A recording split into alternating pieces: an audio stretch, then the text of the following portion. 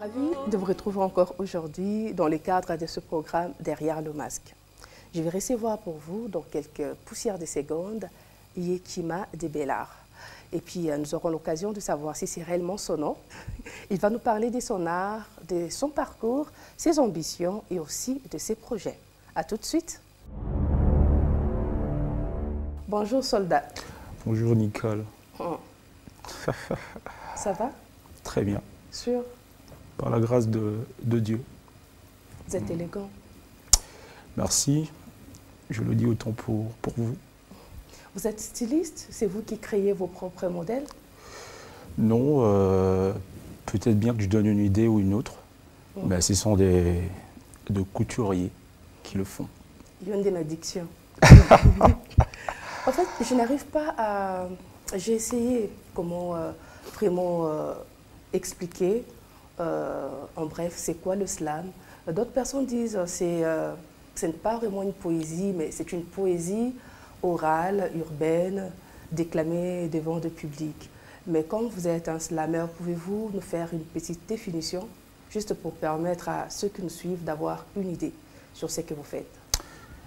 Alors, déjà, merci de me recevoir. Et cette définition-là, elle n'est pas mal déjà. Donc, poésie orale, urbaine, devant un public, c'est déjà ça.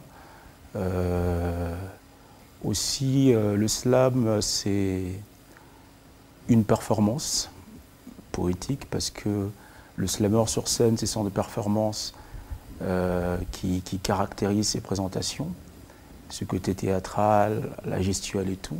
Oui, il faut un public, il faut parfois, pour des scènes slam, des jurés, des membres de jury pour coter. C'est vrai que moi, ce que je fais, c'est beaucoup plus de la musique que du slam pur, scénique. Donc moi, c'est vraiment de la musique. Mais ce que je veux dire, c'est que j'utilise l'oralité qui est dans le slam, dans ce que je fais comme musique. Ok. Et ça doit faire de vous nécessairement un poète? Oui, le slammer, c'est un poète urbain, moderne, contemporain. C'est un abord un peu plus ouvert de la poésie que les autres abords classiques qu'il y avait. En fait, l'idée pour le créateur du slam, c'était de casser le cliché élitiste de la poésie qui n'était réservé qu'aux initiés. Okay. Donc, pour ouvrir la poésie à tout le monde. Donc l'idée, c'est cela, c'est rendre la poésie urbaine, populaire, la vulgariser. Je suis poète, comme un rappeur, parce que le rap, c'est rythme et poésie. Donc c'est aussi un poète, donc je suis poète urbain. Alors, je dois vous laisser nous parler de photos qui sont juste derrière, mais j'aimerais savoir, est-ce qu'il existe une communauté de slammers ici, à Kinshasa? Il existe une communauté. Moi, au demeurant, à une certaine époque, je ne savais même pas qu'il y avait d'autres slammers. Hein. Ça remonte à 2012. Quand je débarque à la Halle de la Gomba à l'époque, il y avait un concours qui était organisé. J'étais très très content de croiser comme une famille de slammers. Okay. De retrouver d'autres personnes qui, comme moi, faisaient du slam. Et en 2015, j'organise un grand concours du slam en connivence avec l'Institut français. Et alors là, j'ai des dépôts de candidatures comme pas possible. Et je me rends compte qu'il y a des talents épistolaires, en n'en pas douter. Parce qu'il fallait éplucher des textes comme ça, mais il y en a vraiment qui ne sont pas encore découverts, qui demandent qu'ils leur mettent le pied à l'étrier. Et que nous, on a sélectionné, on en avait peut-être sélectionné une dizaine et tout. J'en ai fait 2 fois, parce que de ces concours sont sortis plusieurs slammers actuels d'ailleurs, et qui font parler d'eux, par-ci, par-là. Donc j'ai découvert qu'il y avait une grande famille de slammers. Alors j'ai créé à un moment une communauté que j'ai appelée Slam Millénaire Vert. Mais moi-même, compte tenu de... Parce que le slam, c'est une discipline qui se conjugue au présent du collectif. C'est plusieurs personnes, pas du subjectif. Mais moi, comme je vous ai dit, je suis plus musicien que slammer pur. Okay. Donc j'avais quand même une carrière individuelle à gérer. J'ai dû peu me concentrer à cela, mais il y a d'autres communautés comme l'Hippoposlam d'un autre slammer qui est ici, Microméga, que j'adore. Voilà, il y a un autre qui s'appelle Pitor qui organise Slam House, un concept que j'adore. Voilà, il s'appelle comment? Pitor Commandeur. On passe aux souvenirs. Là, des photos. Je dois mettre des mots sur ces photos. Oui. Alors, je commence par laquelle? Celle au milieu, ça me parle éloquemment. C'est vrai que quand on regarde cette photo au milieu, on me regarde, on dit que ça, c'est pas toi, parce que là, je suis un peu balèze. C'est vrai que j'étais Nagui mon aîné. Mais bon, je me suis effilé avec le temps. Mon problème à vie. Donc ça, c'est moi, j'étais gosse, c'est moi bébé. Et je salue ma maman Madeleine, mon père Daniel, et toute ma famille d'ailleurs. Et là-bas, c'est Toseka 2015. C'était un honneur de partager ce plateau avec des grands comme Gou, Michel, toute ma famille. Hein. Ma famille, c'est comme ça qu'on appelait, c'est oui. Ouais, ma famille et tout. Et d'autres slameurs et d'autres humoristes congolais. L'autre photo, c'était la remise des diplômes, parce que j'ai écrit une chanson pour les personnes vivant avec albinisme, les albinos. J'ai été contacté par un ami, Yann Mambo, pour écrire une chanson dans ce cadre-là, ça s'appelle Plus de couleurs. Okay. Donc pour ceux qui connaissent Plus de couleurs, c'est une chanson que j'ai écrite et que j'ai dirigée en studio. Et voilà, je suis aussi parolier. Et là, c'est avec le grand Lokwa Kanza. J'avais appris qu'il était à Kinshasa, comme je connaissais sa nièce. J'ai voulu le rencontrer. Il m'a fait un honneur, mais comme pas permis, de me recevoir dans sa chambre d'hôtel, mais en intimité. Il a écouté toutes mes chansons. Il m'a donné des conseils profonds et que jusqu'à ce jour, j'utilise encore. Donc ça, c'était dans sa chambre d'hôtel où il me recevait. On a fait quelques photos souvenirs.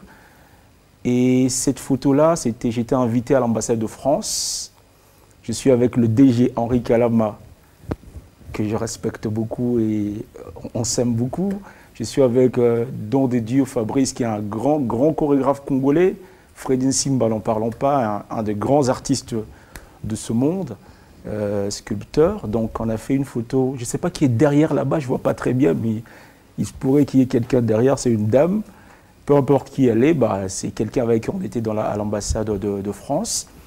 Et cette photo là-bas, je suis avec Bobby Ladawa. C'est les années Zaïre, le grand tube du moment. D'où vous est venue cette passion de devenir artiste? Vous slamez, vous chantez aussi. Il s'est vraiment posé des notes. D'où vous est venue cette passion? Depuis toujours, j'écris un peu. J'écris toujours, moi. Je crois que c'était ma façon de m'évader un peu de mon univers proche. Ouais. J'aime toujours à le répéter, moi je suis de Kingasani, donc de Tchangou. Le français, je l'ai appris à l'école, comme tout le monde. À des écoles de chez nous, hein. Pas des écoles peu connues, là, les EP12. Moi c'était à EP12 Malako. Des écoles où nous essayions par terre. Et puis j'ai continué à l'Institut Ngwanza Mikondo, avant d'aller à l'université de Kinshasa. Voilà. Donc, je crois que pour m'évader un peu de mon environnement, j'avais une passion pour le français, donc j'écrivais aussi. Et à mon école, à l'Institut Ngwanza, à Mikondo, j'étais chargé culturel de l'école. Donc j'écrivais mes propres poésies. En fait, je n'avais pas pour habitude d'aller puiser des poésies dans des livres. Je suis d'ailleurs peu lecteur de livres.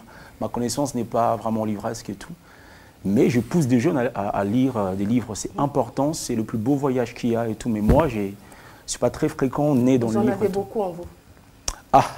Pas très. Alors donc, j'ai puisé pas de poésie dans des livres. J'écrivais mes propres poésies, mes propres pièces de théâtre et tout. Et que nous jouions à l'époque, et voilà. Alors, quand je monte au home de l'université, je découvre une série américaine qui s'appelle Desperate Housewives. D'abord, j'ai fait le rap aussi à un moment. Desperate Housewives. Oui, oui. Vous devez connaître ça. Oui, c'est un peu féminin, moi, je regardais.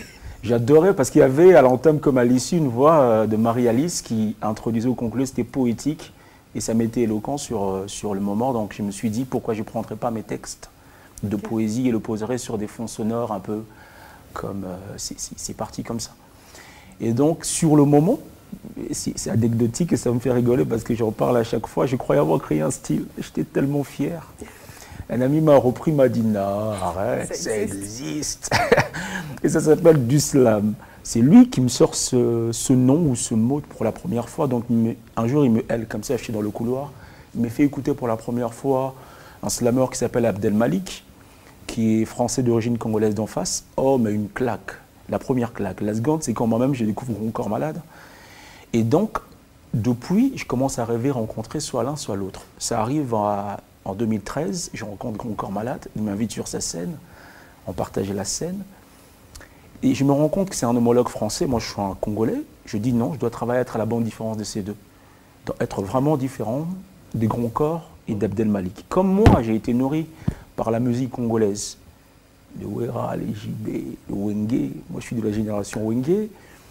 Comme j'étais auprès de mes grands-parents et qu'avec elles, nous écoutions, c'était des dames, hein, nous écoutions les musiques anciennes, Taboulé, Franco.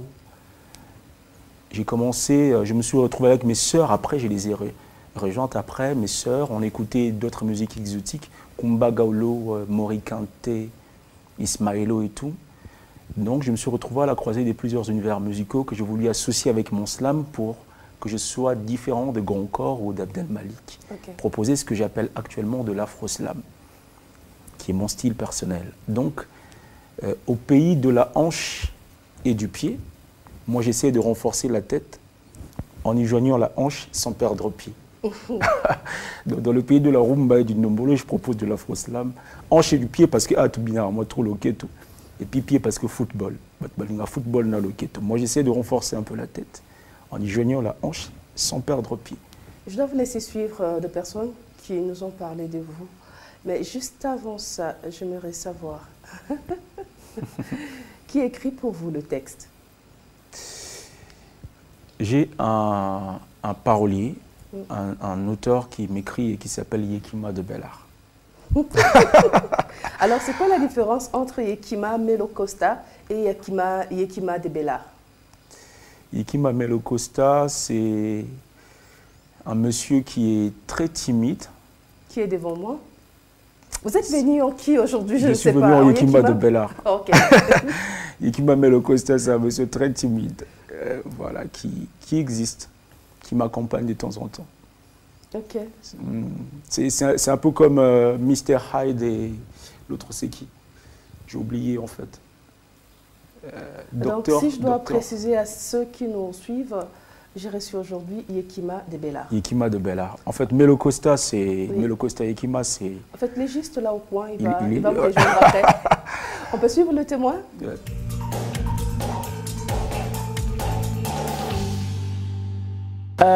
J'ai découvert Yekima personnellement parce que je suis une grande mélomane, j'aime l'art et je l'ai découvert d'abord principalement à la télé, un peu comme tout le monde, et son art m'avait quand même ébloui. Et ma première rencontre avec l'artiste s'est faite l'année passée au Festival de la Rumba, en sa première édition, où l'artiste avait été convié pour une prestation. C'est là où j'ai fait sa première rencontre personnellement. Le souvenir le plus vibrant, c'était déjà le premier contact avec lui lors du Festival de la Rumba. Mais le souvenir encore le plus marquant, c'était il n'y a pas très longtemps au Festival du Midem à Brazzaville, où j'ai encore découvert les talents artistiques de l'artiste. Nous avons passé de très bons moments. C'était des échanges très fructueux. Et puis j'ai encore découvert la passion de l'artiste. Et on a vraiment passé de très bons moments. Principalement, Yekima est exigeant. Il est très exigeant, ce qui est bien évidemment une qualité dans le travail, mais qui peut peut-être d'un certain moment lui causer quelques petits torts, mais je pense qu'il le gère très bien, il sait faire l'équilibre entre les deux. Voilà. Yekima garde toujours cette passion, reste toi, reste le même. Je te souhaite beaucoup de bonnes choses et je sais que tu iras très loin et tu sais qu'il y aura toujours des gens pour t'accompagner, pour te conseiller et pour toujours te soutenir. Les souvenirs que j'ai de Yekima, ça fait plus ou moins 2 ans qu'on se connaît. Le souvenir que j'ai qui est vraiment agréable, c'est quand on est allé au festival à Maniagoma. On a passé de très bons moments. C'est quelqu'un qui est très sérieux dans le travail, mais qui est un peu fou sur les bords. Donc on s'est vraiment beaucoup éclaté sur le lac. Il était comme un petit enfant de 5 ans et ça m'a toujours fait rire et quand je pense à ça, je rigole. Le seul conseil que je vais lui donner, c'est Yekima ne change pas. Continue à être rigoureux, c'est vrai, dans le travail parce que c'est ça qui fait que tu avances et que tu donnes toujours un très bon résultat. Mais dans la vie, sois plus cool, éclate-toi, profite de la vie parce qu'elle est courte. Esika navandi aza mwana quartier, mama na ye aza lokola yaya na ngai. Ekima aza na bakalite mingi ya malamu.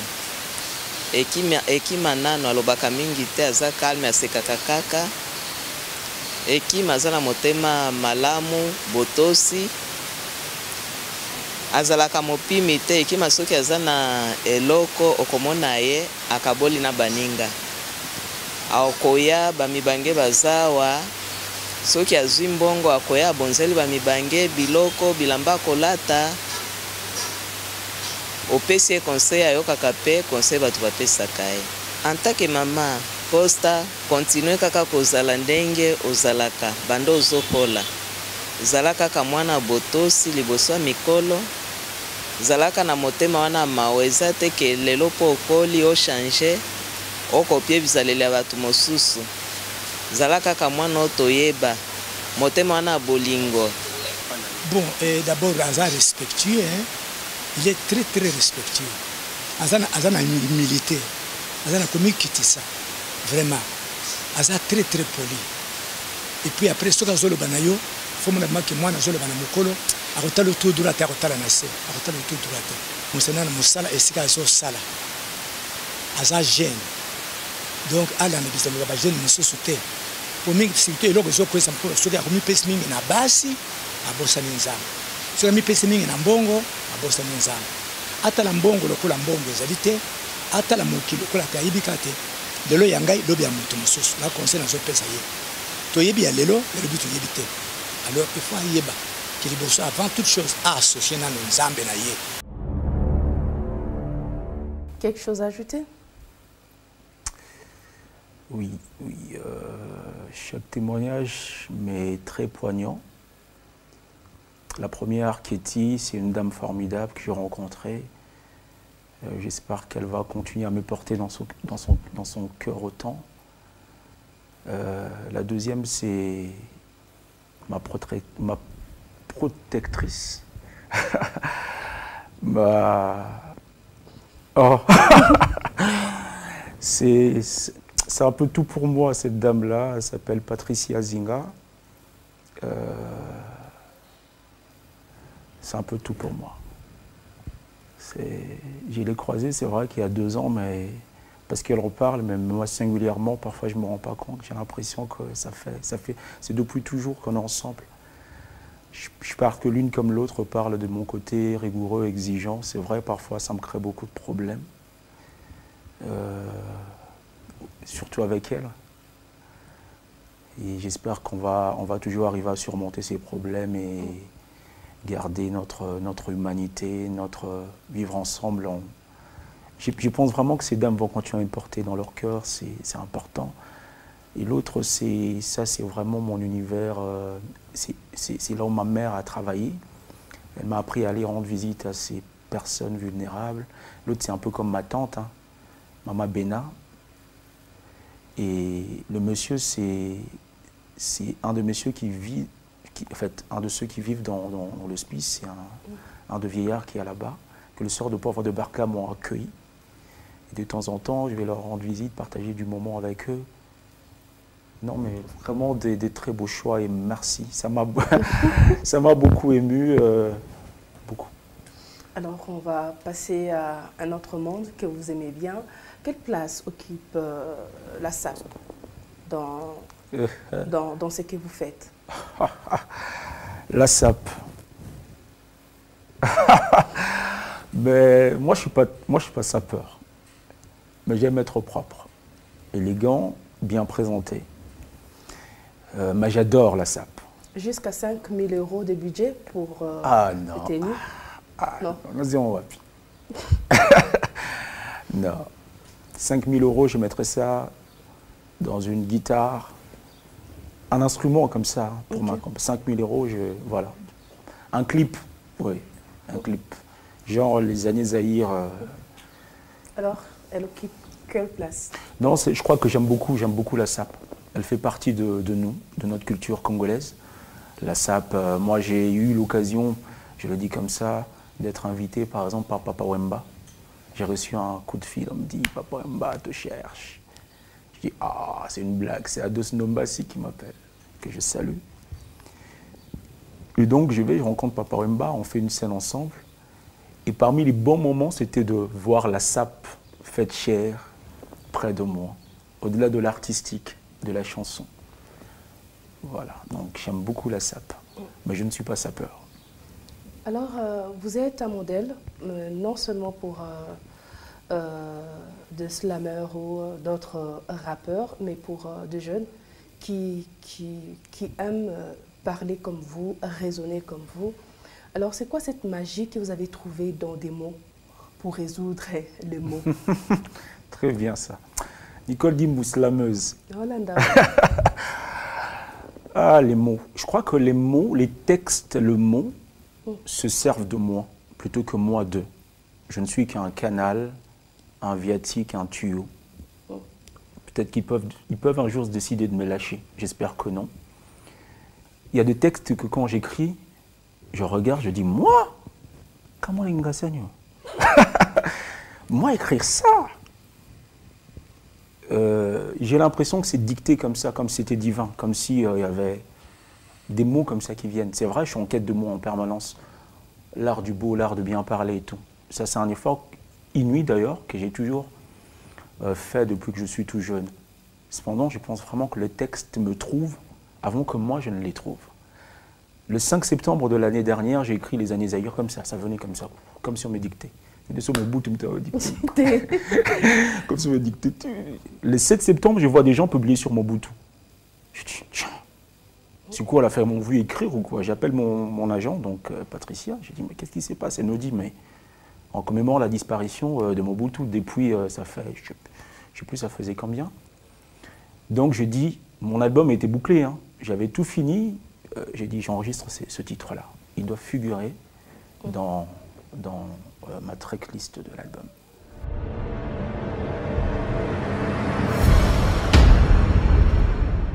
On passe à notre rubrique Lingua. Vous allez prendre l'enveloppe Okay. et puis vous allez nous lire ce que vous allez trouver comme proverbe, je crois. Et alors, ça, je dois lire, hein. Oui. Una luunza mukati unim Nicole unuana yekiafulu. Vous avez une idée si c'est en quelle langue? Tout de suite, ça me dit que c'est en zoulou. Tout de suite comme ça. Una luunza mukati unuai. Mais si c'est ici, ça peut être en Kiyanzi. Yaka. Kiyaka. Kiyaka. C'est Yaka, oui.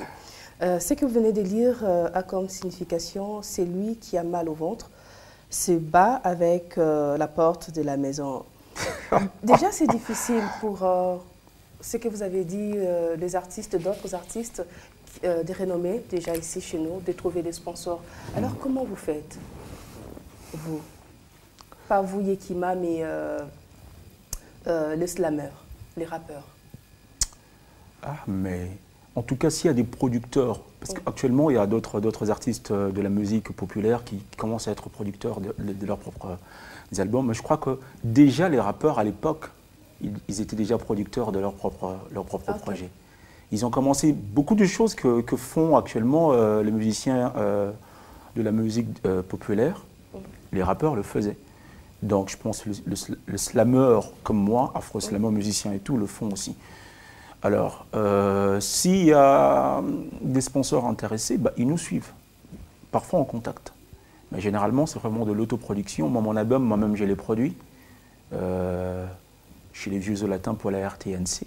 J'ai commencé là-bas, j'ai continué chez C-Virals. Donc, et les musiciens que j'ai invités et tout ça, c'est ma propre production. Après, ouais, Vous avez beaucoup d'argent. c'est On très cherche des délicat. sponsors aussi hein, pour cette émission. Bon, si je cherche derrière le masque Speranza sous l'album comme sponsor, ça va être bien. Vous parlez combien de langues?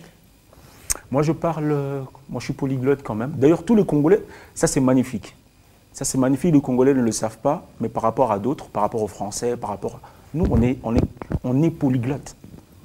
Tobota Maraba polyglotte, donc tu parles de lingala, français, Munorambo Ganabino.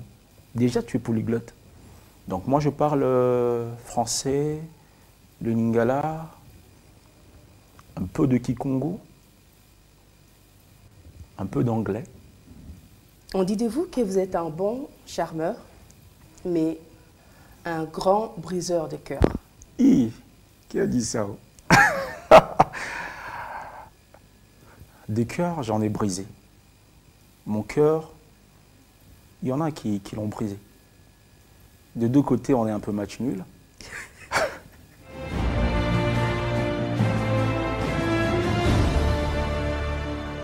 Nous sommes arrivés presque à la fin de notre émission.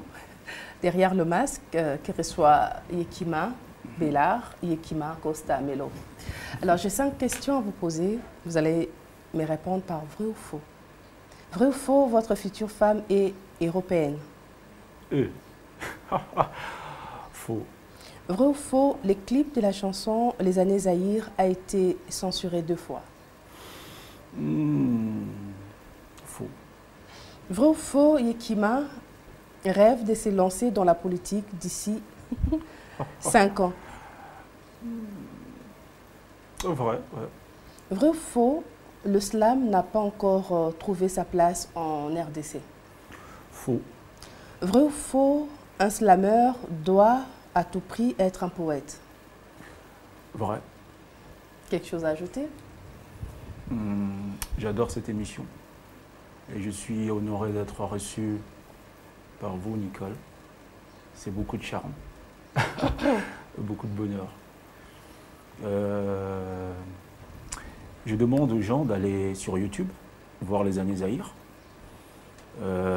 J'ai été faire la promotion beaucoup plus sur les chaînes internationales, France 24, TV5 Monde, BBC et autres. Là, je vais commencer avec les chaînes nationales, pour ne pas dire locales. Donc, voilà. Merci de nous avoir suivis. Je vous retrouve très prochainement. Comme il tait le nom de son album, je ne pourrai pas non plus vous dire qui sera le prochain invité. À bientôt. Bah.